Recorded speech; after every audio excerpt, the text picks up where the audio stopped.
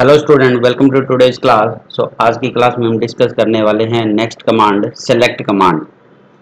तो चलो आज की क्लास स्टार्ट करते हैं और साथ में चैनल को जरूर सब्सक्राइब कर लें ताकि आपको लेटेस्ट अपडेट मिलती रहे।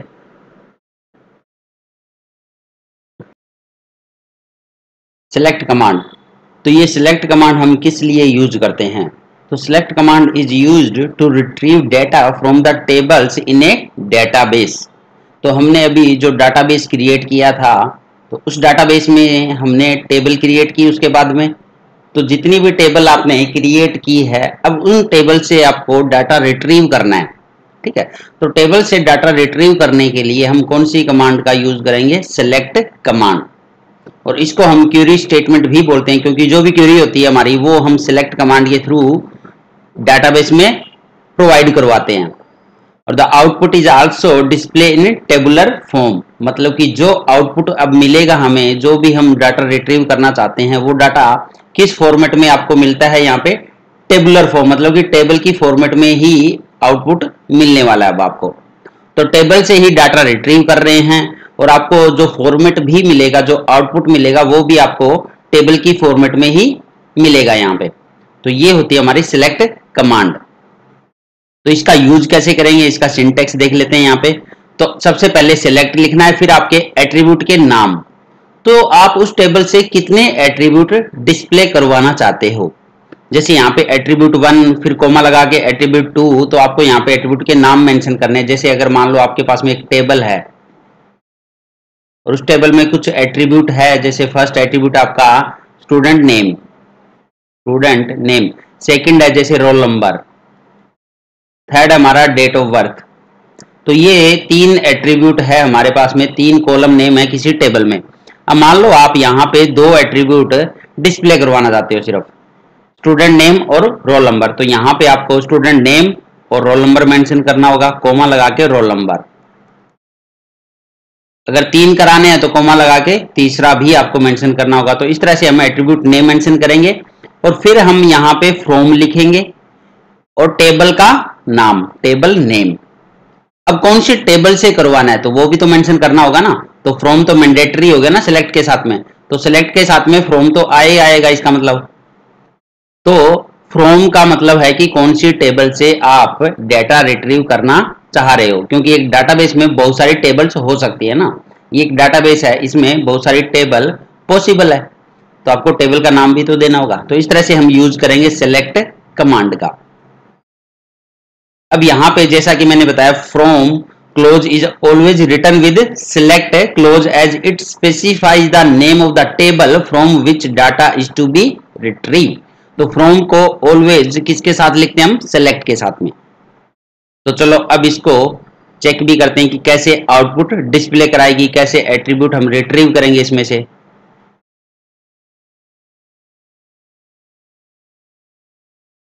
जैसे यहाँ पे the following query retrieve the name and marks of student. यहाँ पे एक टेबल आपके सामने दिखाई दे रही होगी जिसमें स्टूडेंट नेम है, रोल नंबर है और आपके मार्क्स है। तो 3 एट्रीब्यूट है, मतलब कि 3 कॉलम्स है और ये आपका डेटा है। यहाँ पे ये आपके टपल्स है या रिकॉर्ड्स है। अब आप इसमें से डिस्प्ले कराना चाहते हो, जैसे एस नेम और मार्क्स, स्टूडेंट नेम और मार्क्स ये डिस्प्ले करवाना चाह रहे हो। तो इस टेबल का नाम जैसे कि है क्लास 12A, क्लास 12A इस टेबल का नाम है। तो select student name comma marks, तो ये एट्रीब्यूट हमने मेंशन कर दिए। फ्रॉम, अब फ्रॉम हमें यूज करना ही है सिलेक्ट के साथ में। अब ये आएगा आपका टेबल का नाम, तो क्लास 12A और सेमी कोलन। तो जैसे ही एंटर दबाएंगे हमारे सामने आउटपुट क्या आएगा? ये वाला। अब इसमें स्टूडेंट नेम आएगा और मार्क्स आएंगे, तो 2 ही एट्रीब्यूट आने वाले हैं अब आपके सामने, तो स्टूडेंट नेम और मार्क्स। तो इस तरह से एक टेबल की फॉर्मेट में ही डाटा आपको डिस्प्ले होगा। तो इस तरह से हम यूज कर सकते हैं सिलेक्ट कमांड का।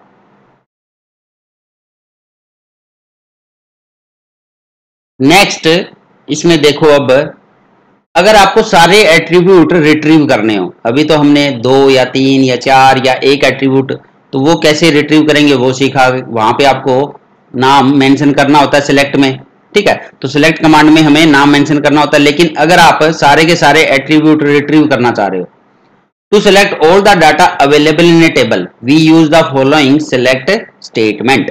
तो यहाँ पे select के साथ में अब आपको एट्रीब्यूट का नाम नहीं देना है, आपको ये स्टार लगाना होगा, ठीक है। ये इस तरह से एस्ट्रिक बोलते हैं इसको, तो आपको ये यहाँ पे मेंशन करना है, कीबोर्ड के अंदर आपको मिल जाएगा ये। अब फ्रॉम टेबल नेम, तो ये तो वही स्ट्रक्चर से है, यहाँ पे टेबल का नाम। तो अगर ये वाली क्वेरी हम रन करेंगे तो क्या होगा यहाँ पे, तो ये क्या करेगी, ये सारे के सारे एट्रीब्यूट को रिट्रीव करके सारा का सारा डाटा रिट्रीव करके हमें डिस्प्ले करा देगी। जैसे यहाँ पे हमने यूज किया select star from class 12A, तो जब इस क्वेरी को हम रन कराएंगे तो आपके सामने ये कंप्लीट टेबल ही डिस्प्ले हो जाएगी, पूरी की पूरी टेबल ही डिस्प्ले हो जाएगी। उसके अंदर क्या क्या एट्रीब्यूट थे, जैसे एस नेम है, रोल नंबर है, मार्क्स है, ठीक है, और सारा का सारा डाटा डिस्प्ले हो जाएगा। तो कंप्लीट टेबल को डिस्प्ले कराने के लिए हम सिलेक्ट एस्ट्रिक लगाते हैं, जिसको स्टार बोल रहे हैं, फ्रॉम क्लास 12A, मतलब क्लास, ये आपकी टेबल का नाम है। तो इस तरह से हम दो तरीके से यूज कर सकते हैं सिलेक्ट कमांड का, कि आपको पूरा डाटा चाहिए या आपको स्पेसिफिक एट्रीब्यूट चाहिए, तो दोनों तरीके से आप यूज कर सकते हो सिलेक्ट कमांड का। चलो इसको अब MySQL में रन करके भी चेक करते हैं।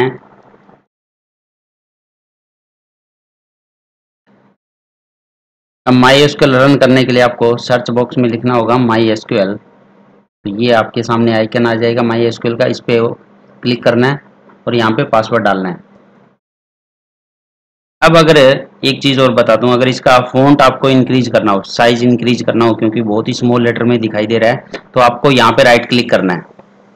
जैसे ही राइट क्लिक करोगे ऊपर वाले वाइट स्पेस पे कहीं पे भी प्रॉपर्टी में जाओगे और यहाँ पे ऑप्शन है और सेकंड वाला है आपका फ़ॉन्ट, तो यहाँ के फ़ॉन्ट आप चेंज कर सकते हो, इसका साइज सेलेक्ट कर सकते हो 24, 28 या 20, जो भी आपको सूटेबल लगे।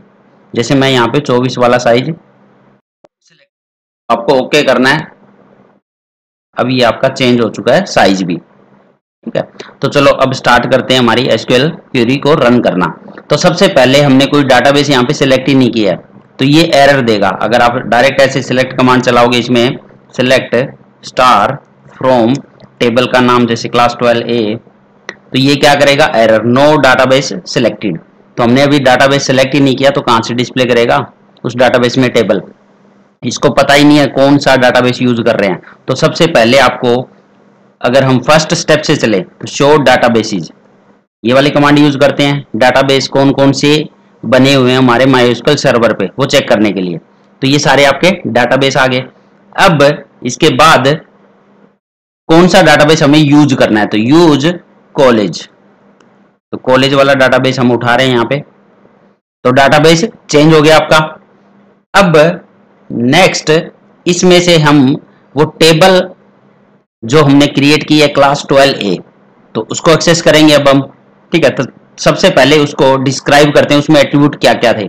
तो डिस्क्राइब के लिए DESC ये भी लिख सकते हो आप, या फिर कंप्लीट डिस्क्राइब ये भी लिख सकते हो, दोनों ही सही है, कोई एरर नहीं आने वाला। डिस्क्राइब क्लास 12A, तो इसने जो इसमें टेबल क्रिएट हुई थी क्लास 12A, उसके एट्रीब्यूट बता दिए, क्या क्या एट्रीब्यूट है, स्टूडेंट नेम, रोल नंबर और मार्क्स, और उसका डाटा टाइप, और ये नल है या नहीं है, की है तो कौन सी की है, यहाँ पे प्राइमरी की यूज हो रही है, रोल नंबर, डिफॉल्ट वैल्यू सबकी नल है। चलो अब नेक्स्ट हम करने वाले हैं इसमें सिलेक्ट कमांड का यूज। तो चलो इसमें डाटा क्या है वो डिस्प्ले कराना हो तो सिलेक्ट कमांड यूज करेंगे, ठीक है। पर्टिकुलर एट्रीब्यूट सबसे पहले हमें डिस्प्ले कराने हैं, जैसे मैं स्टूडेंट नेम और कोमा रोल नंबर, तो दो ही एट्रीब्यूट डिस्प्ले करवाना चाहता हूं इस टेबल से। तो फ्रॉम टेबल का नाम और सेमी कोलन। अब इसको रन करके चेक करते हैं, तो आपके सामने दो कॉलम डिस्प्ले हो जाएंगे, दो एट्रीब्यूट डिस्प्ले हो जाएंगे, स्टूडेंट नेम और रोल नंबर, और उसमें जो भी डाटा है वो सारा आ गया आपका, ठीक है। जितनी भी रो है सारी की सारी सिलेक्ट हो चुकी है इसमें। तो इस तरह से हम सिलेक्ट कमांड का यूज कर सकते हैं पर्टिकुलर एट्रीब्यूट को डिस्प्ले कराने के लिए। नेक्स्ट, अगर मैं इसमें से सारी ही इंफॉर्मेशन रिट्रीव करना चाहता हूं, कंप्लीट टेबल को रिट्रीव करना चाहता हूं, सारे एट्रीब्यूट आ जाए, तो उसके लिए सेलेक्ट के साथ में आपको स्टार या एस्ट्रिक लगाना है, और यहाँ पे फ्रॉम तो लिखना ही पड़ेगा, और आपका टेबल का नाम। तो ये स्मॉल लेटर में लिखो, कैपिटल में, सेलेक्ट हो या फ्रॉम हो, उससे कोई फर्क नहीं पड़ने वाला है, यहाँ पे कोई एरर नहीं आएगा। तो सेमी कोलन लगा के इसको रन करके चेक करते हैं। अब आपके सामने कंप्लीट टेबल वही डिस्प्ले हो गई। स्टूडेंट नेम, रोल नंबर और मार्क्स, 3 ही एट्रीब्यूट थे और तीनों में जो इन्फॉर्मेशन है, जितनी भी रो है, सारी की सारी डिस्प्ले हो चुकी है, कंप्लीट टेबल आपके सामने। तो इस तरह से हम सेलेक्ट कमांड का यूज कर सकते हैं यहाँ पे to display the data available in table. Next है रीनेमिंग ऑफ कॉलम। तो अगर आप आउटपुट डिस्प्ले में किसी भी कॉलम का नाम चेंज करना चाहते हो, तो आउटपुट के अंदर बात कर रहा हूं मैं, जब हम आउटपुट वहां पे डिस्प्ले करवाते हैं यूजिंग सेलेक्ट कमांड, तो उसमें अगर उसके एट्रीब्यूट में अगर आप चेंज करना चाहते हो, एट्रीब्यूट के नाम में, तो कैसे करेंगे? तो यहाँ पे हम एज क्लोज का यूज करते हैं। तो यूजिंग एज क्लोज हम उसका रीनेम कर सकते हैं आउटपुट डिस्प्ले में। किसका? एट्रीब्यूट के नाम का या कॉलम के नाम का। कैसे? जैसे यहाँ पे सेलेक्ट कमांड ही यूज करनी है और स्टूडेंट नेम, एस नेम, तो हमारी टेबल में एस नेम हमने इस तरह से एट्रीब्यूट नेम दिया हुआ है। अब इसको आप डिस्प्ले कराना चाहते हो एज ए नेम, इस तरह से, तो हम यहाँ पे क्या लगाएंगे? Student name as name. तो एज क्लोज आपको यूज करना है सिंपली इस तरह से। फ्रॉम क्लास 12A, ये आपका सेम रहेगा टेबल का नाम। तो इस वाली क्वेरी से आपका डिस्प्ले कैसे आएगा? इस तरह से डिस्प्ले हो जाएगा। अब जो स्टूडेंट नेम है, जो एस नेम है आपका, ये रीनेम हो चुका है नेम में, और आपका डाटा सेम रहेगा। डाटा में हमने कुछ भी चेंज नहीं किया यहाँ पे, ठीक है, बस रीनेमिंग की है। तो स्टूडेंट नेम को नेम से डिस्प्ले करवा दिया हमने। तो इस तरह से हम रीनेमिंग भी कर सकते हैं कॉलम्स नेम की, बट ये किस में कर रहे हैं? आउटपुट डिस्प्ले में। जो आउटपुट आ रहा है उसी के अंदर हम चेंज कर रहे हैं। अब इसमें हम और भी कुछ चेंज करना चाहते हो, जैसे मार्क्स है हमारे, ठीक है, तो ये मार्क्स वाला जो एट्रीब्यूट है, अब मार्क्स में मैं सभी मार्क्स जो है उसमें मैं अगर 10-10 ऐड करना चाह रहा हूं, सब में 10 और 10 सब में ऐड हो जाए, या फिर सभी में माइनस हो जाए, ठीक है, या फिर सभी जितने भी स्टूडेंट के मार्क्स है ये सभी को हम 10 से मल्टीप्लाई करना चाहते हो या डिवाइड करना चाहते हो। तो अगर आपको कॉमन ऑपरेशन अप्लाई करना हो सभी डाटा पे, ठीक है, पर्टिकुलर कॉलम के सभी डाटा पे अगर कोई कॉमन ऑपरेशन अप्लाई करना हो, अर्थमेटिक ऑपरेशन, तो वो कैसे करेंगे? तो वो भी हम यूजिंग सेलेक्ट कमांड यहीं पे परफॉर्म कर सकते हैं। कैसे? अब आपको लिखना है सेलेक्ट, जैसे मार्क्स पे मैं परफॉर्म करना चाह रहा हूं तो आपको मार्क्स यहाँ पे मेंशन करना है। अब अगर मैं 10 ऐड करना चाह रहा हूं सभी में, तो मार्क्स प्लस 10 कर देना है, ठीक है। अब फ्रॉम क्लास 12A लिखोगे, आपके सामने डिस्प्ले हो जाएंगे 10-10 ऐड करके। और अगर यहाँ पे आप रीनेमिंग भी करना चाहते हो तो आप एज क्लोज का यूज कर सकते हो, और जैसे मैंने यहाँ पे लिख दिया मार्क्स चेंज्ड, तो इस तरह से रीनेमिंग कर सकते हो आप एट्रीब्यूट की। और from class 12A, from class 12A, तो अब ये क्वेरी क्या रन करेगी हमारी? किस तरह से रन करेगी? जो मार्क्स है सब में 10-10 ऐड होके और हमारे सामने एट्रीब्यूट का नाम भी चेंज हो जाएगा, जो कि आएगा मार्क्स चेंज्ड। इस तरह से एट्रीब्यूट का नाम चेंज हो चुका है और इसमें डाटा क्या आएगा?